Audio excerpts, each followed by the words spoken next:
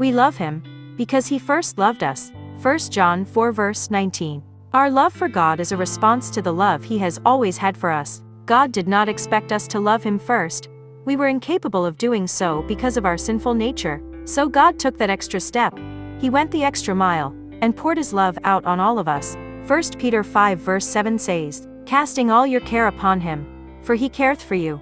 When we have fears or anxieties, our natural instinct is to gather them close and keep them hidden from the world. We are inclined to carry them alone and not burden others with our cares. In this verse, however, Peter tells us not to carry our own cares, but to cast, or throw, them onto the Lord. He wants our cares, because he cares. God cares for us.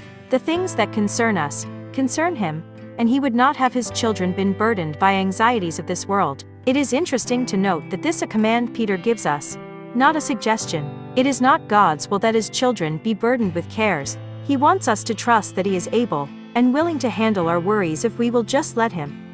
Devotion topic is, who has the right? We know that there can be debates as to which denominational or non-denominational church is the one that is correct. In a way, Jesus answers this question. No one can do mighty works in his name and be against him.